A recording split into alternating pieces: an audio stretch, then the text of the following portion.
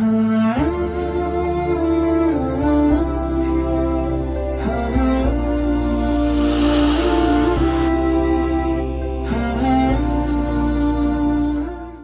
اللہ الرحمن الرحیم۔ تخلیق کائنات، کریشن آف یونیورس، اس سلسلے میں ہم نے آپ کے سامنے اب تک کے 4 نقطۂ نظر پیش کیے۔ فلسفہ کیا کہتا ہے عقل کی روشنی میں، سائنس کیا کہتی ہے تجربے اور مشاہدے کی روشنی میں، اسلام کیا کہتا ہے روایت کی روشنی میں، اور اسلام کے علاوہ جو دیگر مذاہب ہے یا یوں کہیں گے کہ غیر آسمانی جو مذاہب ہے وہ اس سلسلے میں کیا کہتے ہیں۔ تو ہمارے سامنے یہ بات آتی ہے کھل کر کہ اس سلسلے میں جتنے بھی نظریات پیش کیے گئے، ان تمام نظریات میں سے سب سے کلیئر، جو قطعیت کے ساتھ جس کو مانا جا سکتا ہے اور جس کے سننے کے بعد، جس کی تفصیلات کو جاننے کے بعد انسان کے ذہن و دماغ میں کسی قسم کا کوئی تردد باقی نہیں رہتا ہے، اگر ایسا کلیئر کٹ کسی نے نظریہ پیش کیا ہے تو وہ اسلام نے پیش کیا ہے۔ یہ اس لیے میں نہیں کہہ رہا ہوں کہ میں مسلمان ہوں، یہ اس لیے میں کہہ رہا ہوں کہ میں نے اس موضوع کو اپنے مطالعے کا میدان بنایا ہوا ہے پچھلے 15 سال سے، اور عربی میں، اردو میں اور کچھ انگریزی میں بھی اس سلسلے میں جتنا لٹریچر لکھا گیا میں نے بڑی تفصیل کے ساتھ اس کا مطالعہ کیا، اور مطالعہ کرنے کے بعد میں اس نتیجے پر پہنچا ہوں کہ الحمدللہ اسلام نے قرآن اور حدیث میں جتنی وضاحت اور جتنے کلیئر انداز میں اور جتنے مستند اور مدلل انداز میں اس موضوع کو بیان کیا ہے اور جتنی تفصیل کے ساتھ بیان کیا ہے، نہ دنیا کے کسی مذہب نے بیان کیا، نہ دنیا کے کسی فلسفے نے بیان کیا، اور نہ دنیا کی کسی سائنس نے بیان کیا۔ یہ صرف اسلام کی امتیازی شان ہے کہ وہ اس کو بہت ہی بہترین انداز میں بیان کرتا ہے، جس کو ہم انشاءاللہ آگے آپ حضرات کے سامنے پیش کریں گے۔ دنیا کے مذاہب کے سلسلے میں نے جیسا کہا کہ فلسفہ یہ عقل کے مارے چلتا ہے، ان یتبعون الا الظن وان الظن لا یغنی من الحق شیئا۔ قرآن کریم اس کا اصول بیان کرتا ہے کہ بہت سارے لوگ دنیا میں ہیں، وہ اپنے اٹکل پچو، اپنے دماغ اور اپنی عقل کا استعمال کرتے ہیں، اور حق کے سلسلے میں اگر کوئی یقینی اور قطعیت کے ساتھ کسی چیز کو آپ کو جاننا ہے تو وہاں پر آپ کا اٹکل، آپ کا اندازہ اور آپ کا قیاس وہاں پر آپ کا نہیں چلتا ہے۔ حق تک رسائی کے لیے تو آپ کو وحی ہی کا سہارا لینا پڑے گا، وحی کے سہارے کے علاوہ آپ کسی بھی میدان میں قطعیت کی کوئی بات کر سکتے نہیں ہے۔ تو اس لیے ہم چونکہ اس موضوع کو اس مرتبہ ہم نے رمضان مبارک میں اس لیے بھی موضوع بحث بنایا ہے کہ دنیا میں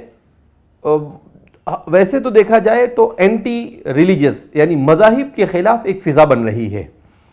دنیا کے بہت سارے ملک جو ترقی یافتہ ملک کہے جاتے ہیں، ان ملکوں میں تیزی کے ساتھ الحاد اور بے دینی پھیل رہی ہے، مگر اسی کے ساتھ ساتھ بے چینی بھی پھیل رہی ہے، اس لیے کہ آدمی جتنا بھی دین سے اور خالق سے دور ہوتا ہے اس کے بے چینی اس کے اندر یقینی طور پر آنا ہے۔ تو اس لیے اس کی بہت زیادہ ضرورت پڑی۔ بہت سارے ایسے لوگ ہیں جنہوں نے اسلام کا مطالعہ نہیں کیا، اسلام کو پڑھا نہیں، نہ سائنس کو صحیح ڈھنگ سے پڑھا، نہ فلسفے کو صحیح ڈھنگ سے پڑھا، اور وہ ایکس مسلم یا اس طرح کی بہت ساری اصطلاحات استعمال کر کر بہت سارے پروپیگنڈے چلاتے ہیں۔ اگر کوئی معقول پڑھا لکھا آدمی، مطالعہ کرنے والا آدمی اگر ان کی بات کو سنے تو سوائے ہنسنے کے اور اس کے پاس کوئی آپشن باقی رہتا نہیں ہے، چونکہ میں ایسے لوگوں کو بھی سنتا رہتا ہوں۔ لہذا اس بنا پر ہم کو بہت ہی صاف انداز میں اسلام کا نظریہ اس سلسلے میں جاننا ہمارے لیے بہت زیادہ ضروری ہے۔ کیوں کہ ہم جس دور سے گزر رہے ہیں اس دور کو یہ کہا جاتا ہے کہ یہ انفوٹیک اور بایوٹیک ٹیکنالوجی کا دور ہے۔ اس سے پہلے مشینی دور تھا جو 17ویں صدی سے شروع ہوا تھا، اس کو کہتے تھے کہ وہ مشین اور آئل اور پیٹرول اور ڈیزل والا دور تھا۔ اب جب جس دور کے اندر میں ہم داخل ہوئے ہیں، یہ دور جو ہے اس کو بایو اور انفوٹک ٹیکنالوجی کا دور کہا جاتا ہے۔ یہ دور اس کو یہ کہا جاتا ہے بہت ایڈوانس دور ہے، اور ایک کتاب میں پڑھا تھا اسلام اور عصر جدید کے چیلنجز، اس کتاب کے اندر میں لکھا تھا کہ دنیا میں سب سے زیادہ اگر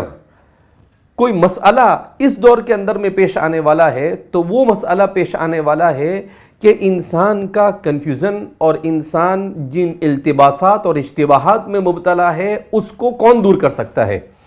تو ایک مویر کر ایک بہت بڑے سائنٹسٹ گزرے ہیں, انہوں نے کتاب لکھی ہے اسلام دی اونلی الٹرنیٹیو, کہ دنیا میں صرف اسلام ہی ایک ایسا مذہب ہے جو انسان کے ان تمام کے تمام کنفیوژن کو دور کر سکتا ہے اور دوسرا کوئی نہیں کر سکتا ہے.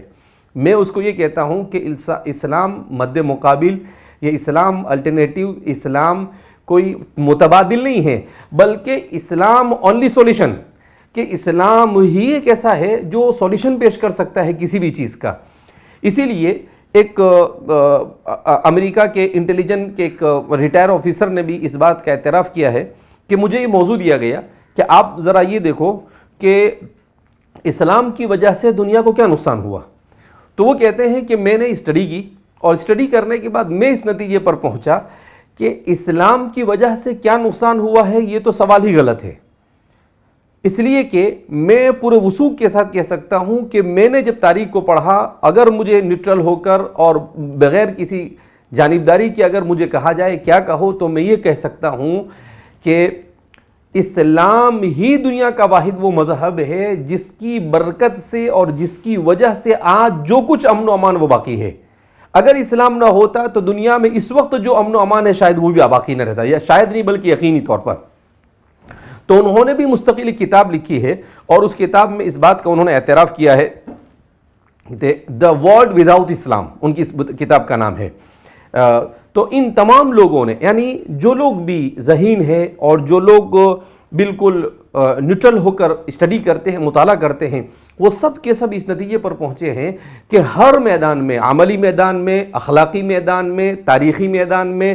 یا معاشرتی میدان میں, یا معیشت کے میدان میں, یا سیاست کے میدان میں, انفرادی میدان میں, یا اجتماعی میدان میں, کسی بھی میدان کے اندر میں آپ اتر جاؤ, جو حل اسلام پیش کرتا ہے وہ حل دنیا میں کوئی نہیں پیش کر سکتا ہے. اور یہ بات کلیئر ہونی چاہیے ہمارے مشاہدین اور سننے والوں کے سامنے کہ اسلام صرف مسلمانوں کا دین نہیں ہے, اسلام پوری انسانیت کا دین ہے. وَمَا أَرْسَلْنَاكَ إِلَّا رَحْمَةً لِّلْمُسْلِمِينَ نہیں کہا, وَمَا أَرْسَلْنَاكَ إِلَّا رَحْمَةً لِّلْعَالَمِينَ کہا. ہم نے آپ کو پوری دنیا جہاں کے انسانوں کے لیے رحمت بنا کر بھیجا. قرآن کریم بھی پوری دنیا جہانوں کے انسان کو صحیح راستہ دکھانے کے لائے, ذَلِكَ الْكِتَابُ لَا رَيْبَ فِيهِ هُدًى لِّلْمُتَّقِينَ. تو یہ ہدایت کا راستہ یہ اسلام ہی دیتا ہے. لہذا اس بنا پر ہمیں اسلام کے اس کانسیپٹ کو بہت ہی اچھے انداز میں سمجھنے سمجھانے کی ضرورت ہے, تاکہ لوگ قلبی اعتبار سے, ذہنی اعتبار سے جو ڈپریشن میں اور جن پریشانیوں میں مبتلا ہو رہے ہیں وہ سکون کی زندگی گزار سکے. اگر وہ اسلام کے کانسیپٹ کو سمجھ لیتے ہیں تو انشاءاللہ ہم اس کے اوپر تفصیل سے روشنی ڈالیں گے.